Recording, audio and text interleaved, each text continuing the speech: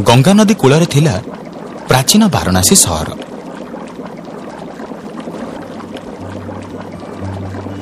सेठी रहुथिला जणे कुंभार।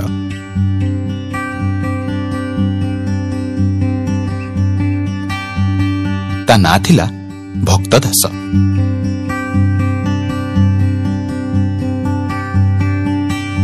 से बहुत आत्मस्वाभिमानी थिला। ता सहित से थिला बहुत परिश्रमी। से कठिन परिश्रम करी हांडी माठिया गढ़ुथिला।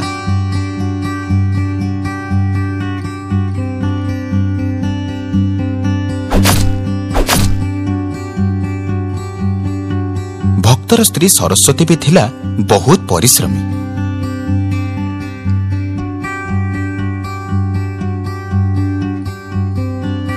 से भी दिन तमाम देहरु झाल बुहाई परिवार पछरे लागिथिला।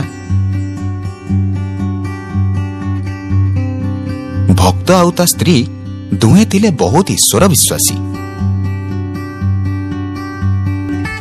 सुनुछ कौन हैला? घरे कंद कि मिश्री किछि नहीं भोग करिबा पई। अच्छा गुड़ नहीं घरे? हाँ हाँ गुड़ थाई पारे। देख भगवान हमको जहा देइचंती जेतिकी देइचंती हमें सेतिकी रे चलिबा। ता छड़ा भगवान जेतिकी देइचंती से सेतिकी रे चलंतु। हमें बा कौन करि परिबा? जा जाई गुड़ भोग करि दे। हौ। सरस्वती सेठु चली जाई ठाकुरंक पाखरे गुड़ भोग लगैला। ता मनरे कौनसी द्वंद्व नथिला। हे प्रभु तमे मते जेतिकी रे रखिछ मु तमको सेतिकी रे शांति करूछि। दया करी मोठारु प्रसाद ग्रहण कर। सेमानंक परिवार बहुत सुखरे चलुथिला। बहुत भलरे चलुथिले दी जन।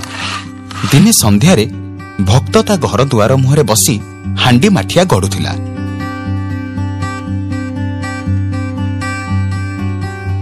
वाराणसी आसीथिबा जने साधु भक्त पाखरे आसी पहुंचिले।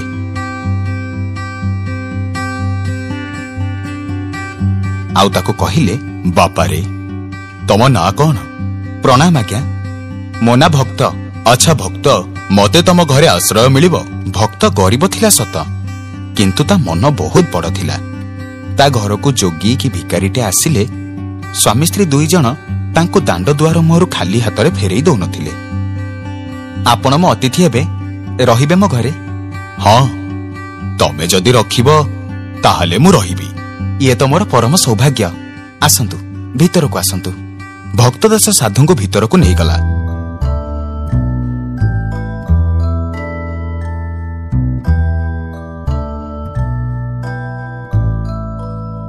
आउ सरस्वतीर परिचय साधुंक सह करेइला।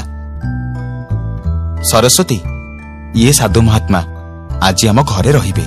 ना ना केवल आज नुह, मोर आउ किछि दिन भी एठी रहिबार अछि। ठीक अछि आज्ञा। आमे आपनक जत्न नबु।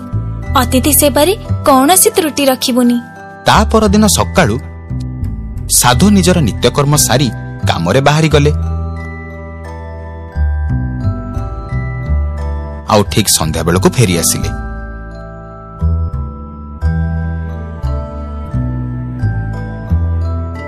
सरस्वती एवं भक्त तांको खाइबाकू देले आउ सोइबा व्यवस्था मध्य करिदेले। साधु सुखरे सेठी सोईगले। ता पर दिन सकाळକୁ साधु पुणी उठी निज कामरे बाहरी गले आउ संध्यारे फेरिले। सरस्वती और भक्त तांकर समस्त व्यवस्था करिदेले। एहा मध्यरे 15 दिन बीती सारिथिला। एपटे भक्त ता घरे रखिथिबा चूड़ा चाउल आदि खाद्य पदार्थ सबु शेष ही सारिथिला। भक्त आउ ता स्त्री सरस्वती बड़ चिंतारे पड़िले। एबे कौन करिबा कहिलो? घरु चूड़ा चाउल डाली तेल सबु शेष ही आसिलानी। केमिति चलिबा? मोर निज पई चिंता नाही। मते चिंता लागुची केवल साधुंग पई। तांकर कोन व्यवस्था करिबा हेबे? हाँ आमे न खाइले चलिबो किंतु अतिथि को तो उपास रखी परिबानी। ठीक एतिकी बेले साधु जनक सेठी आसी पहुंचिले।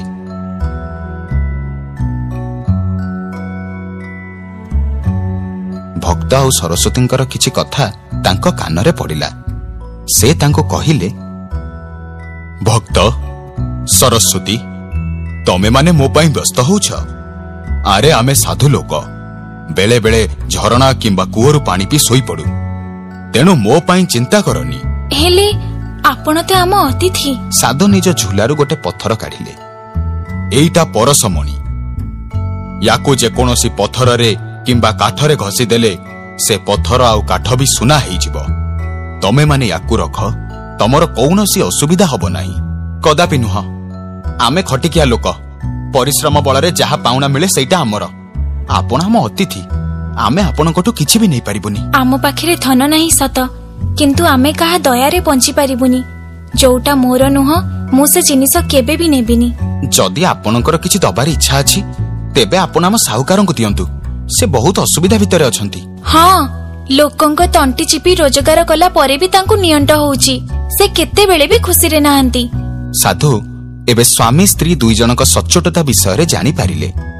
ସେ ଘରେ ଅତିଥି ହେଇଥିବା ଯୋଗୁଁ ସେ ନିଜକୁ ଧନ୍ୟ ମଧ୍ୟ ମଣିଲେ। ଭକ୍ତ ଆଉ ସରସ୍ୱତୀଙ୍କର ବିଚାର ମହାନ। ସେ ଦୁହେଁ ବହୁତ ଗରିବ, କିନ୍ତୁ କାହାଠୁ ବି କିଛି ନବା ପାଇଁ ପସନ୍ଦ କରନ୍ତିନି। ମୁଁ ବି ଛାଡ଼ିବିନି, ମୁଁ ସେମାନଙ୍କୁ କିଛି ନା କିଛି ଦେଇକି ଯିବି। ସାଧୁ ତତ୍କ୍ଷଣାତ୍ ନିଜ କମଣ୍ଡଳରୁ ଜଳ କାଢି ଭକ୍ତର ଘର ଉପରେ ସିଞ୍ଚିଦେଲେ। ଭକ୍ତର ଘର ଗୋଟେ ରାଜପ୍ରାସାଦରେ ପରିଣତ ହେଇଗଲା। ଭକ୍ତ ଓ ସରସ୍ୱତୀଙ୍କର ବେଶ ପୋଷାକ ବି ବଦଳିଗଲା। ତାପରେ ସାଧୁ ସେଠୁ ଅନ୍ତର୍ଦ୍ଧାନ ହେଇଗଲେ। ଭକ୍ତ ଓ ସରସ୍ୱତୀ ଘର ଭିତରକୁ ଯାଇ ଦେଖିଲେ ତାଙ୍କ ଘରେ ସୁନା, ରୂପା, ଟଙ୍କା, ପଇସା ଆଦି ଭର୍ତ୍ତି ହେଇଥିଲା। ସେ ମନେ ମନେ ସାଧୁଙ୍କୁ ଧନ୍ୟବାଦ ଜଣାଇଲେ। ଗଙ୍ଗା ନଦୀ କୂଳରେ ଥିଲା ପ୍ରାଚୀନ ବାରାଣାସୀ ସହର।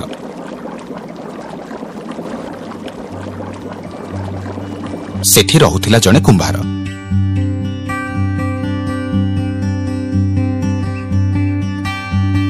ତା ନାଁ ଥିଲା ଭକ୍ତ ଦାସ।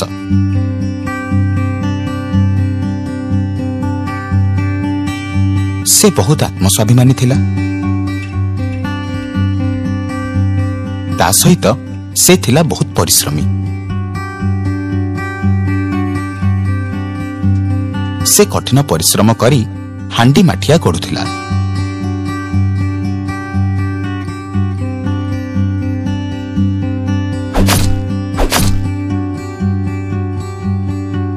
ଭକ୍ତର ସ୍ତ୍ରୀ ସରସ୍ୱତୀ ବି ଥିଲା ବହୁତ ପରିଶ୍ରମୀ।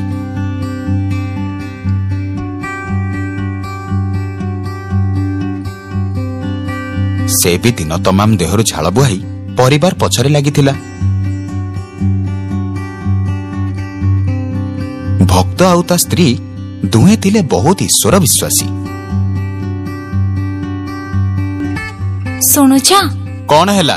ଘରେ କନ୍ଦ କି ମିଶ୍ରି କିଛି ନାହିଁ ଭୋଗ କରିବା ପାଇଁ। ଆଚ୍ଛା, ଗୁଡ ନାହିଁ ଘରେ?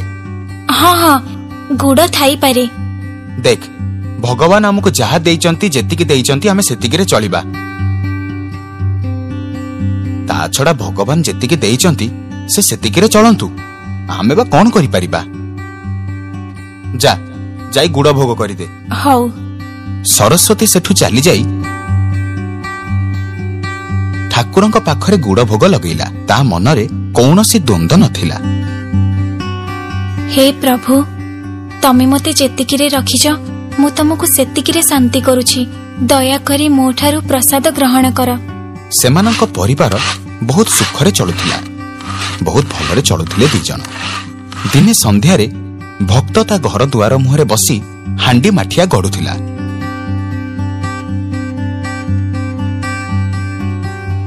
ବାରାଣାସୀ ଆସିଥିବା ଜଣେ ସାଧୁ ଭକ୍ତ ପାଖରେ ଆସି ପହଞ୍ଚିଲେ।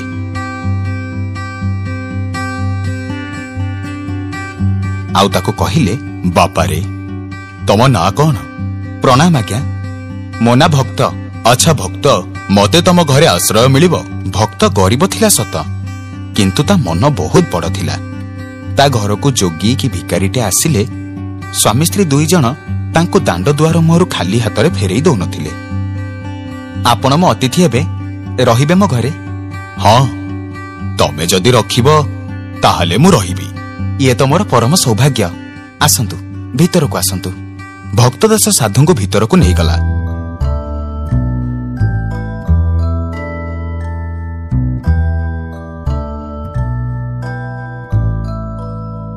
ଆଉ ସରସ୍ୱତୀର ପରିଚୟ ସାଧୁଙ୍କ ସହ କରେଇଲା। ସରସ୍ୱତୀ, ଇଏ ସାଧୁ ମହାତ୍ମା ଆଜି ଆମ ଘରେ ରହିବେ। ନା ନା, କେବଳ ଆଜି ନୁହଁ, ମୋର ଆଉ କିଛି ଦିନ ବି ଏଠି ରହିବାର ଅଛି। ଠିକ ଅଛି ଆଜ୍ଞା, ଆମେ ଆପଣଙ୍କ ଯତ୍ନ ନେବୁ। ଅତିଥି ସେବାରେ କୌଣସି ତ୍ରୁଟି ରଖିବୁନି। ତା ପରଦିନ ସକାଳୁ ସାଧୁ ନିଜର ନିତ୍ୟକର୍ମ ସାରି କାମରେ ବାହାରି ଗଲେ। ଆଉ ଠିକ ସନ୍ଧ୍ୟା ବେଳକୁ ଫେରି ଆସିଲେ।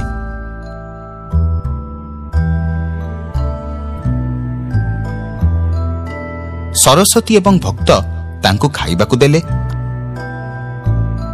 ଆଉ ଶୋଇବା ବ୍ୟବସ୍ଥା ମଧ୍ୟ କରିଦେଲେ। ସାଧୁ ସୁଖରେ ସେଠି ଶୋଇଗଲେ। ତା ପରଦିନ ସକାଳକୁ ସାଧୁ ପୁଣି ଉଠି ନିଜ କାମରେ ବାହାରିଗଲେ ଆଉ ସନ୍ଧ୍ୟାରେ ଫେରିଲେ। ସରସ୍ୱତୀ ଓ ଭକ୍ତ ତାଙ୍କର ସମସ୍ତ ବ୍ୟବସ୍ଥା କରିଦେଲେ। ଏହା ମଧ୍ୟରେ 15 ଦିନ ବିତି ସାରିଥିଲା। ଏପଟେ ଭକ୍ତ ତା ଘରେ ରଖିଥିବା ଚୁଡ଼ା ଚାଉଳ ଆଦି ଖାଦ୍ୟ ପଦାର୍ଥ ସବୁ ଶେଷ ହେଇ ସାରିଥିଲା। ଭକ୍ତ ଆଉ ତା ସ୍ତ୍ରୀ ସରସ୍ୱତୀ ବଡ଼ ଚିନ୍ତାରେ ପଡ଼ିଲେ। ଏବେ କଣ କରିବା କହିଲ? ଘରୁ ଚୁଡ଼ା ଚାଉଳ ଡାଲି ତେଲ ସବୁ ଶେଷ ହେଇ ଆସିଲାଣି। କେମିତି ଚଳିବା? ମୋର ନିଜ ପାଇଁ ଚିନ୍ତା ନାହିଁ, ମତେ ଚିନ୍ତା ଲାଗୁଛି କେବଳ ସାଧୁଙ୍କ ପାଇଁ। ତାଙ୍କର କଣ ବ୍ୟବସ୍ଥା କରିବା ଏବେ? ହଁ, ଆମେ ନ ଖାଇଲେ ଚଳିବ, କିନ୍ତୁ ଅତିଥିଙ୍କୁ ତ ଉପାସ ରଖିପାରିବାନି। ଠିକ ଏତିକି ବେଳେ ସାଧୁ ଜଣକ ସେଠି ଆସି ପହଞ୍ଚିଲେ।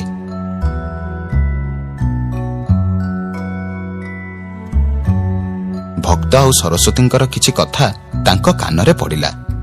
ସେ ତାଙ୍କୁ କହିଲେ, ଭକ୍ତ, ସରସ୍ୱତୀ, ତମେମାନେ ମୋ ପାଇଁ ବ୍ୟସ୍ତ ହଉଛ?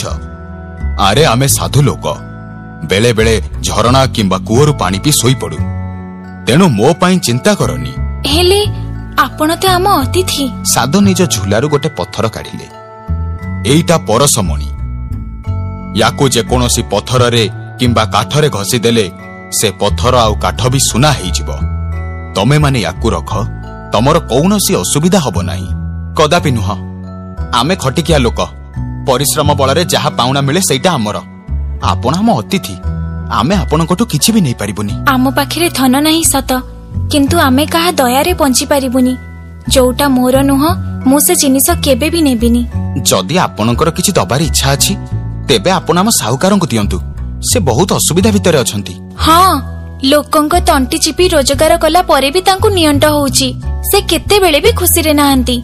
ସାଧୁ ଏବେ ସ୍ୱାମୀ ସ୍ତ୍ରୀ ଦୁଇ ଜଣଙ୍କ ସଚ୍ଚୋଟତା ବିଷୟରେ ଜାଣିପାରିଲେ। ସେ ଘରେ ଅତିଥି ହେଇଥିବା ଯୋଗୁଁ ସେ ନିଜକୁ ଧନ୍ୟ ମଧ୍ୟ ମଣିଲେ। ଭକ୍ତ ଆଉ ସରସ୍ୱତୀଙ୍କର ବିଚାର ମହାନ। ସେ ଦୁହେଁ ବହୁତ ଗରିବ, କିନ୍ତୁ କାହାଠୁ ବି କିଛି ନବା ପାଇଁ ପସନ୍ଦ କରନ୍ତିନି। ମୁଁ ବି ଛାଡ଼ିବିନି, ମୁଁ ସେମାନଙ୍କୁ କିଛି ନା କିଛି ଦେଇକି ଯିବି। ସାଧୁ ତତ୍କ୍ଷଣାତ୍ ନିଜ କମଣ୍ଡଳରୁ ଜଳ କାଢି ଭକ୍ତର ଘର ଉପରେ ସିଞ୍ଚିଦେଲେ। ଭକ୍ତର ଘର ଗୋଟେ ରାଜପ୍ରାସାଦରେ ପରିଣତ ହେଇଗଲା। ଭକ୍ତ ଓ ସରସ୍ୱତୀଙ୍କର ବେଶ ପୋଷାକ ବି ବଦଳିଗଲା। ତାପରେ ସାଧୁ ସେଠୁ ଅନ୍ତର୍ଦ୍ଧାନ ହେଇଗଲେ। ଭକ୍ତ ଓ ସରସ୍ୱତୀ ଘର ଭିତରକୁ ଯାଇ ଦେଖିଲେ ତାଙ୍କ ଘରେ ସୁନା ରୂପା ଟଙ୍କା ପଇସା ଆଦି ଭର୍ତ୍ତି ହେଇଥିଲା। ସେ ମନେ ମନେ ସାଧୁଙ୍କୁ ଧନ୍ୟବାଦ ଜଣାଇଲେ।